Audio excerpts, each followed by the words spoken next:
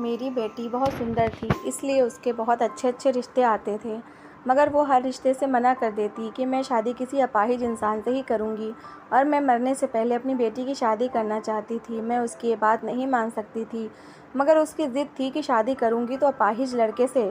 आखिर मुझे उसकी ये ज़िद माननी ही पड़ी। उसकी शादी हो गई, मगर जब से उसकी शादी हुई थी तो मेरे पति मेरे ख्वाब में आते और यही बोलते कि मेरी बेटी को बचा लो, मगर मेरी बेटी ने अपनी ससुराल आने से मना किया हुआ था मुझे। आखिर मैं परेशान होकर एक दिन उसकी ससुराल चली गई और ये देखकर तो मेरी जान ही निकल गई कि वो अपाहिज आदमी तो मेरी बेटी निशा के लिए एक डॉक्टर का रिश्ता आया था। और ये बात मेरे लिए बहुत ही खुशी की बात है, क्योंकि हम जैसे छोटे से मोहल्ले में रहते थे, वहाँ सालों बाद ही कोई भूला बिसरा रिश्ता आता था वरना यहाँ तो किसी परचून की दुकान वाले का रिश्ता आ गया या किसी रिक्शे ड्राइवर का। हम जैसे लोगों के लिए रिश्ते बुरे भी नहीं थे, लेकिन मैं अपनी बेटी के लिए बहुत ही ख़ास रिश्ता ढूंढ रही थी, क्योंकि मेरी बेटी लाखों में एक थी, बहुत सुंदर थी। मैं लड़के की फ़ोटो हाथ में लिए अपनी बेटी के कमरे में आ गई तो उसे बहुत ही उदास पाया। ऐसा लगा जैसे वो किसी गहरी सोच में गुम हो। मैं बोली, निशा बेटा, क्या बात है, तुम परेशान क्यों हो? कहने लगी, काश मेरे सर पर मेरे पापा का साया होता तो मैं कितनी खुशनसीब होती। मैं बोली, निशा तुम्हें जाने क्या हो गया है, तुमने पहले तो कभी ऐसी कोई बात नहीं की। उसने उदासी से सर झुका लिया, बोली, कुछ नहीं। फिर मैं बोली, निशा अच्छा, ज़्यादा उदास न होने की ज़रूरत नहीं, ये देखो तुम्हारा रिश्ता आया है, लड़का डॉक्टर है। निशा कहने लगी, माँ मैंने आपको कितनी बार बताया है कि मैं एक अपाहिज लड़के से शादी करना चाहती हूँ। मुझे बहुत गुस्सा आया। मैं बोली, कुछ नहीं, ये तुम्हारी बेतुकी ज़िद है, यहाँ तुम्हें शादी करनी पड़ेगी। अगर हाँ नहीं किया ना तो तुम सोच भी नहीं सकती मैं तुम्हारे साथ क्या सलूक करूँगी। मैंने आज तक तुम्हारे जैसी नाशुक्री लड़की नहीं देखी। पहले जो रिश्ता आया था वो एक इंजीनियर लड़के का था, तो उसे भी तुमने मना कर दिया। फिर फैक्ट्री मालिक का रिश्ता आया, उसको भी तुमने इनकार कर दिया। तुम मुझसे चाहती क्या हो? तुम्हें क्या समस्या है? तुम जानती भी हो ऐसे रिश्तों के लिए लड़कियां कितनी मन्नतें मुरादें मांगती हैं, तब कहीं जाकर उन्हें ऐसे पति मिलते हैं। मगर तुम तो बहुत ही अजीब हो गई, जो घर आई भगवान की कृपा से इनकार कर रही हो। मैं तो पहले तुम्हारी बातों में आ गई थी, लेकिन अब नहीं आऊँगी। मैं तो इस रिश्ते के लिए हाँ कर ही दूँगी। निशा मेरी बातें सुनकर फूट फूट कर रोने लगी, बोली, काश मेरे पापा होते तो कोई मेरी मर्ज़ी के ख़िलाफ़ जाने की बात ना करता। मैं निशा को रोता हुआ नहीं देख सकती थी। वो मेरी बहुत प्यारी बेटी थी और मेरी ज़िंदगी की इकलौती खुशी थी। उसके आंसू के आगे हमेशा मैं मजबूर हो जाया करती थी। आज भी मेरा दिल पसीज गया। मैं बोली, क्या हो गया निशा तुम्हें? आखिर क्या हो गया है तुम्हें? एक अपाहिज इंसान से शादी क्यों करना चाहती हो? निशा बोली, मम्मी मुझे बेवफाई से डर लगता है। खूबसूरत और जवान मर्दों के लिए तो और भी औरतें होंगी, पर आप खुद सोचें मम्मी, एक ऐसा इंसान जो हर जगह से ठुकराया गया हो, उसे कोई प्यार न करता हो, जब मैं उसका सहारा बन जाऊंगी तो वो मेरी कितनी कदर करेगा? वो मुझे छोड़ने का सोच भी नहीं पाएगा मम्मी। मेरा पति उम्र भर मेरा होकर रहेगा। मैं सोचने लगी, निशा कितना बदल गई है और ऐसी ऐसी बातें सोचने लगी थी जो आम लोग सोच भी नहीं सकते। निशा की बातें सुनकर मैं डर गई कि जिस इंसान को खुद सहारे की ज़रूरत हो वो मेरी बेटी का सहारा कैसे बनेगा, कैसे दुख दर्द में उसका साथ देगा। पहले अपने बाप के बगैर ज़िंदगी, अब एक ऐसे पति के साथ ज़िंदगी गुजारेगी जो उसका ख्याल भी नहीं रख सकता था, जो उसके साथ चल भी नहीं सकता। मैंने कुछ समय के लिए इस बात को छोड़ दिया। मैंने सोचा कि कुछ दिन गुजर जाएंगे तो मैं निशा से दोबारा बात करने की कोशिश करूंगी, अपनी दलीलें उसके सामने रखूंगी, हो सकता है वो मेरी बात मान जाए।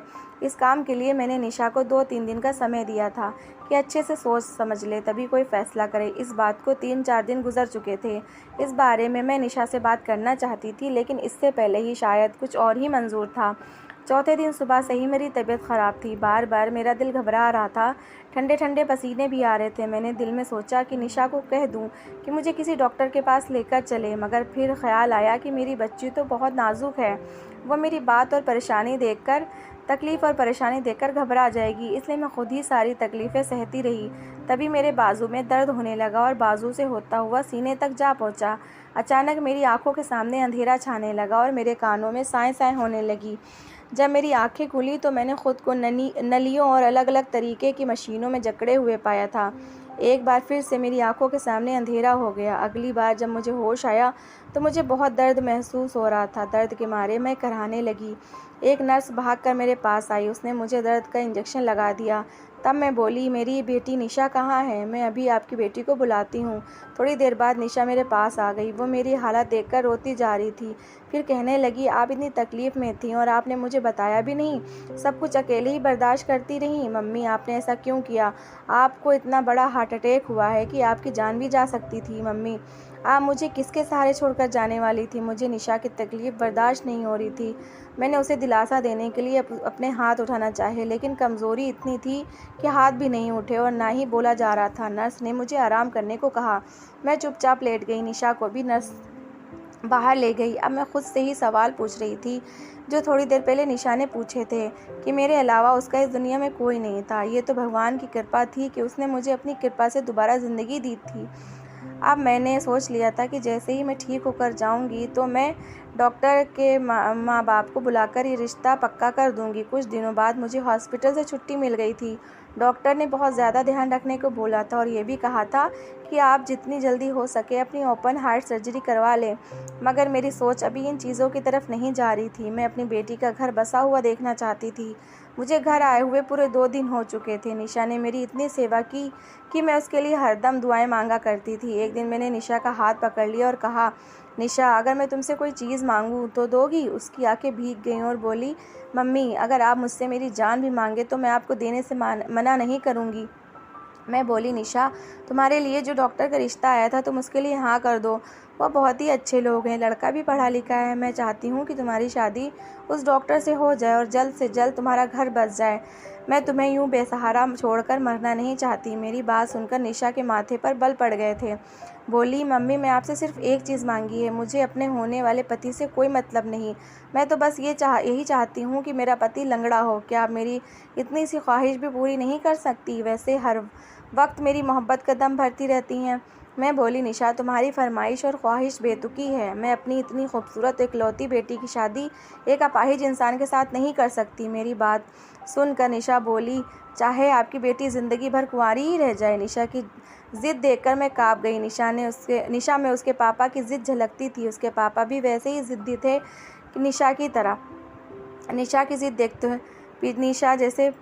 देखते हुए मैं समझ चुकी थी कि निशा अब अपनी ज़िद से पीछे नहीं हटने वाली। फिर मजबूर होकर मैंने ही हथियार डाल दिया। अगर मैं हथियार नहीं डालती तो फिर मेरी बच्ची ज़माने भर की ठोकरें खाने के लिए अकेली रह जाती। मेरी ज़िंदगी का क्या भरोसा था? आज हूँ कल ना हूँ।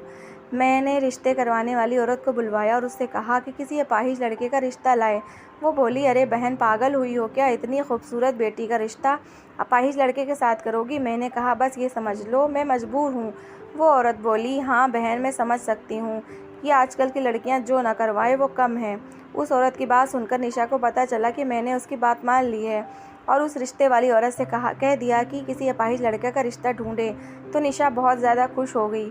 खुशी से मेरे गले लगते हुए बोली, मम्मी, आप बहुत अच्छी हैं, मेरी सारी बात मान लेती हैं। मैं नाराज़गी से बोली, काश तुम भी मेरी बातें मानती। निशा ने कहने लगी, मम्मी, बस अब खुशी के मौके पर ऐसी बातें ना करो जो कि तो एक ही बात नहीं करें। निशा बहुत खुश थी। उसके पापा के करने के बाद मैंने आज उसे इतना खुश पापा के मरने के बाद मैंने उसे आज इतना खुश देखा था। मेरे घर का माहौल बहुत खुशगवार हो गया था, लेकिन मैं अपनी बेटी के बारे में सोचती रहती थी।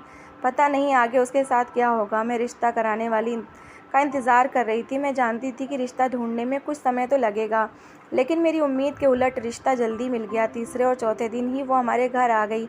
जैसे ही रिश्ता कराने वाली घर आई, निशा उठकर फ़ौरन किचन में चली गई और चाय बनाने लगी। मुझे ऐसा लगा जैसे निशा पहले से ही उसका इंतज़ार कर रही थी। मैंने उस औरत को बिठाया। बोली, आओ शब्बो, कैसी हो? क्या कोई रिश्ता मिला?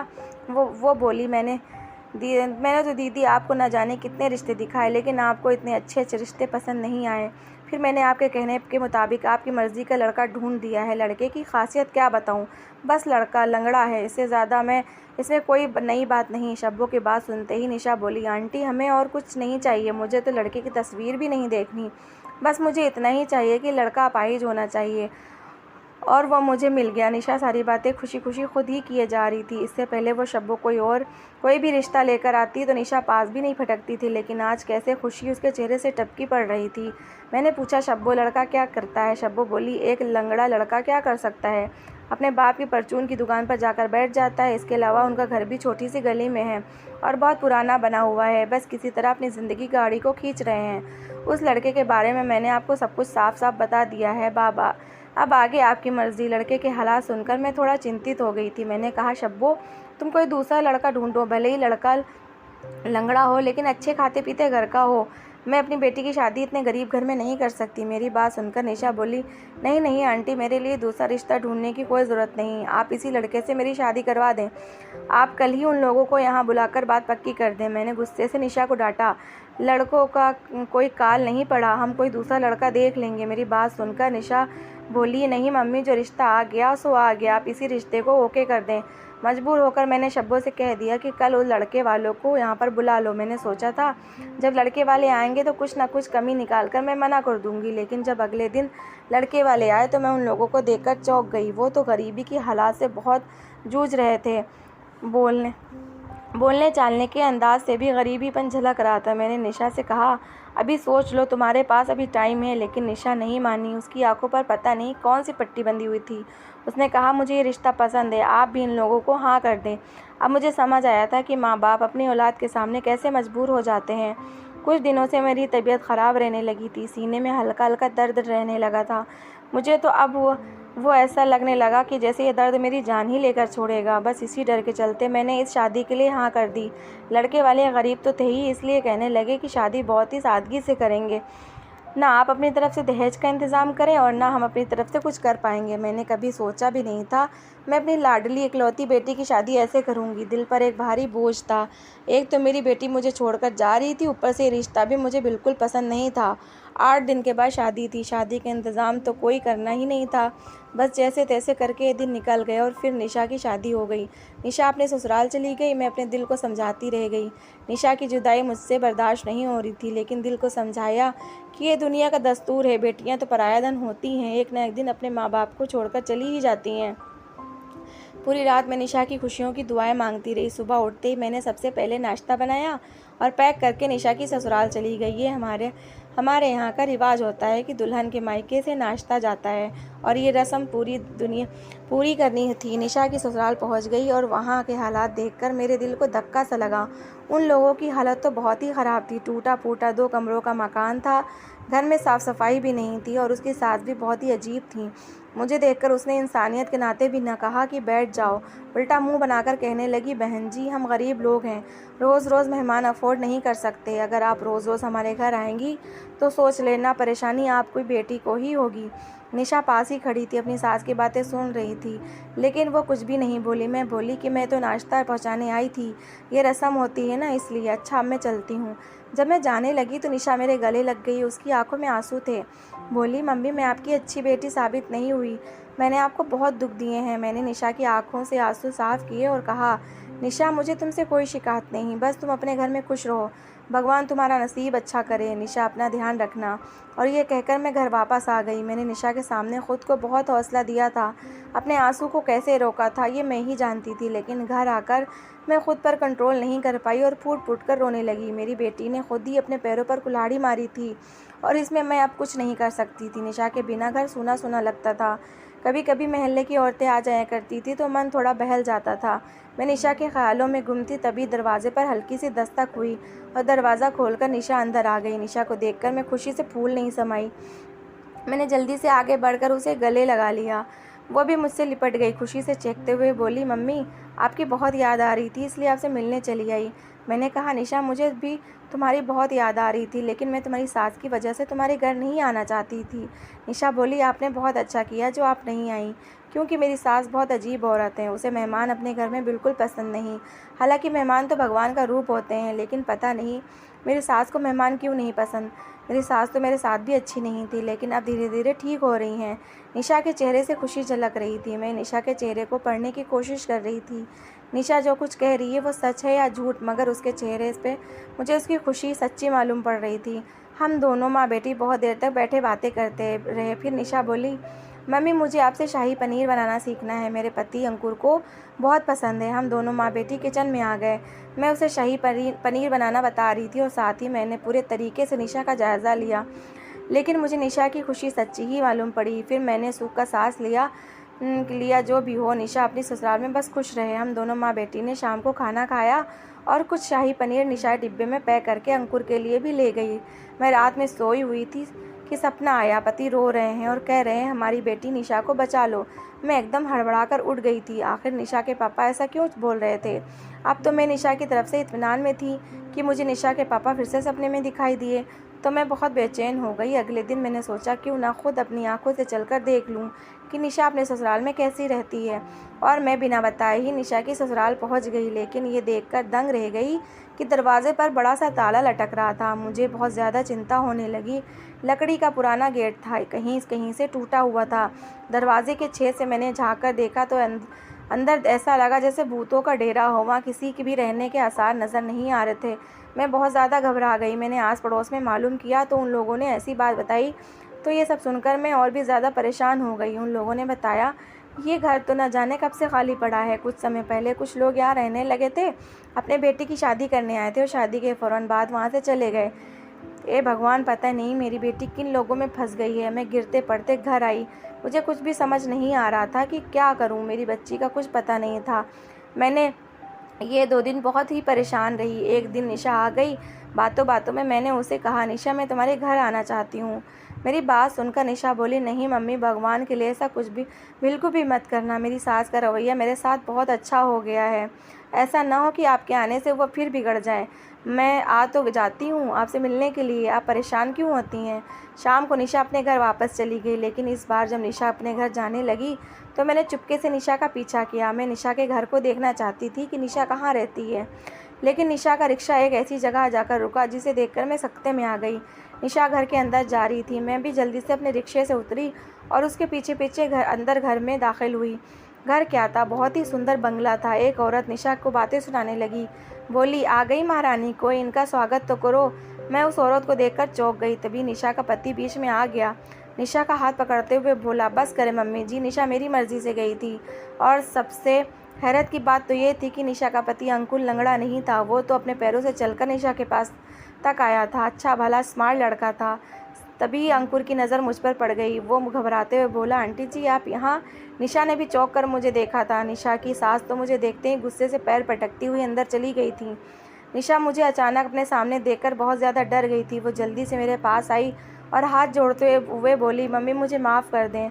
मैं गुस्से के मारे थरथर काँपने लगी थी। निशा, तुम इतना बड़ा धोखा मुझे कैसे दे सकती थी? निशा ने अपने बाप के कातिल के बेटे से ही शादी कर ली थी। अंकुर के पापा और निशा के पापा बहुत अच्छे दोस्त थे। एक बार वो शिकार खेलने गए हुए थे कि तभी वहाँ दोनों की अचानक लड़ाई हो गई और अंकुर के पापा ने निशा के पापा को खाई में धक्का दे दिया, जिससे कि उनकी वहीं मौत हो गई। मैंने पुलिस को कहा कि मेरे पति को उनके दोस्त ने धक्का दिया है। मेरे बयान पर और कुछ छानबीन करके पुलिस ने अंकुर के पापा को पकड़ लिया था और उन्हें 15 साल की सज़ा हो गई थी। अंकुर की माँ ने मुझसे बहुत कहा। वो बोली कि प्लीज़ अब बहन अपना बयान वापस ले लो और अंकुर के पापा को जेल से रिहा करवा दो। मेरे पति बेकसूर हैं, उन्होंने मैं तुम्हारे पति को नहीं मारा।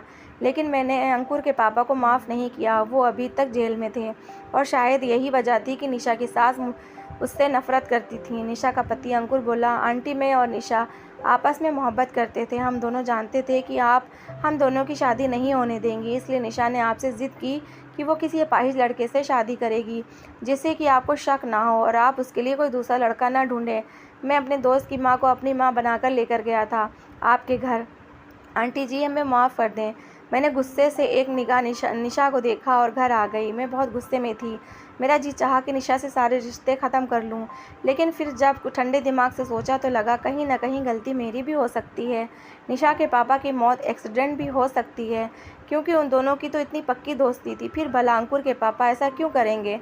फिर खुद को एक वादा करके सो गई। सुबह उठी तो जेल गई और वहां जाकर कहा कि मैं अपना बयान वापस लेती हूँ। थोड़ी कोशिश के बाद अंकुर के पापा जेल से छूट गए। मैं अपने घर आ गई थी। अगले ही दिन निशा, अंकुर और अंकुर के पापा और अंकुर की माँ हमारे घर आए। अंकुर की माँ ने आते ही मुझे गले लगा लिया रोते हुए बोली, बहन तुमने मेरे सुहाग को बचाकर मेरे ऊपर एहसान किया है। मेरे दिल के अंदर गुस्सा भरा हुआ था, इसलिए निशा को भला बुरा कहती रहती थी। निशा तो बहुत ही अच्छी और सब्र वाली बच्ची है। मैं उसे ना जाने क्या क्या बातें सुनाती रहती थी, लेकिन वह मुझे लौटकर कभी जवाब नहीं देती थी। बहन जी, आप हमें सच्चे दिल से माफ़ कर दें, तब हमारे दिल को सुकून मिलेगा। अंकुर के पापा ने भी माफ़ी मांगी, लेकिन मैंने उन्हें रोक दिया कि माफ़ी मांगने की कोई ज़रूरत नहीं। शायद मुझे ये काम बहुत पहले कर देना चाहिए था, बल्कि उल्टा आप लोग मुझे माफ़ कर दें, जो मैंने आपको इतना परेशान किया। मेरी वजह से आपको इतने साल जेल में रहना पड़ा। बस अब हमारे बच्चे आपस में खुश रहें और हमें क्या चाहिए। सबने हाँ में गर्दन हिलाई। सबके चेहरे पर खुशियाँ ही खुशियाँ थीं। मैंने आगे बढ़कर निशा और अंकुर को गले लगा लिया। मैंने अंकुर को अपने दामाद के रूप में और निशा की सास ने निशा को अपनी बहू के रूप में खुशी स्वीकार कर लिया था। तो दोस्तों, कैसी लगी आपको कहानी? अगर कहानी अच्छी लगी है तो प्लीज़ लाइक करें, सब्सक्राइब करें और मेरे चैनल को बहुत सारा प्यार दें। Thanks for watching.